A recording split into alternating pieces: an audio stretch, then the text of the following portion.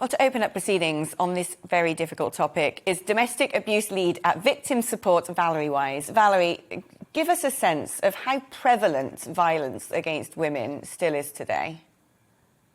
Well, you've given some amazing statistics which have actually shown this. And the fact is that domestic abuse has gone up during the COVID pandemic, and it still remains high. For example, we've looked at our figures and we get a huge number of referrals to us. In the last 3 months, we've had 25% more referrals than in the same 3 months in 2019. 25%. That is a huge amount. We've also seen an increase in domestic abuse cases where rape or other sexual assaults have taken place. So as you've actually clearly demonstrated, violence against women and girls is endemic, and this includes domestic abuse. And it is shocking that for many women, their home is not a safe place. And what we would say is for anyone that has been affected, Victim Support is here to provide practical help and emotional support.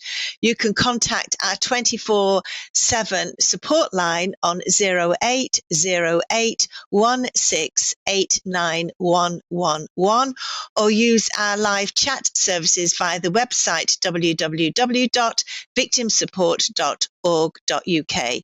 And you don't even need to report a crime to get in touch with us, and we are completely independent from the police. Thank you. I mean, Valerie, we're going to make sure that those details are put up on Twitter and are available for any viewers watching this who the themes might resonate with, should get in contact if they have concerns. Valerie, why is this the situation in 2021? Why does it seem like incidents of domestic violence are increasing? Why are we still seeing attacks against women in the streets? We've got now the police and the army admitting they both have an issue when it comes to domestic violence amongst their own staff. You would have thought by now, in an increasingly egalitarian society, that women were no longer being harmed in this way. What do you think is behind this? Well, we still live in a misogynistic society where violence and against and abuse against women and girls is an everyday occurrence. And I think it's only a system-wide societal change that will end violence against women, including domestic abuse. We need to challenge male violence and abuse against women and girls. And as a society, we need to promote a culture that does not allow or accept violence and abuse against women and girls. More needs to be done to address the epidemic of offending against women and girls across health, education, and the wider justice system. And when you talk about the police and the army, this isn't actually anything new. This has been going on for years and years and years, unfortunately.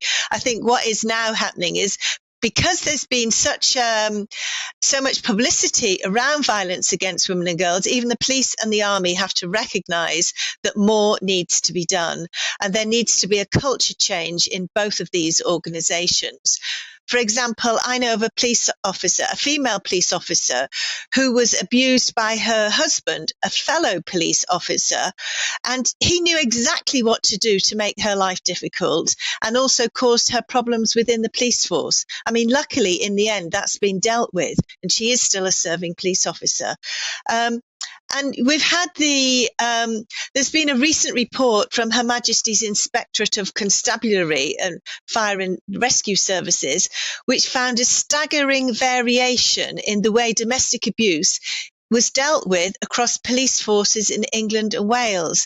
Adding, I mean, she did say the response has improved, but I have to say there's a long way to go. So it's very much a postcode lottery, depending where you live, what sort of treatment you'll get. There are some amazing police officers who do a really brilliant job and really want to ensure that the offender is brought to justice.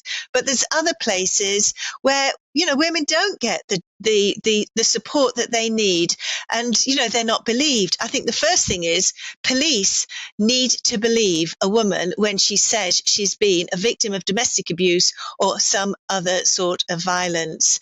And I mean, for example, I know of a case of a young woman who actually was so frightened in her home, and she was possibly going to be experiencing honour-based abuse. The police did come and get her out of there and put her in a hotel. However, when she went to the local police station to report this, they just told her, go back home and make up with your family. You know, she could have ended up dead if that is what she'd done. So I just think there is still a huge amount that needs to be done. And I do think it's very good that 11 police forces are now recording misogyny as a hate crime. And it was the female chief constable in Nottingham that actually started this. And she said that it sent a powerful message that this behaviour is not acceptable and that there will be consequences. But there's still 32 police forces who don't record misogyny as a hate crime. Valerie, thank you so much.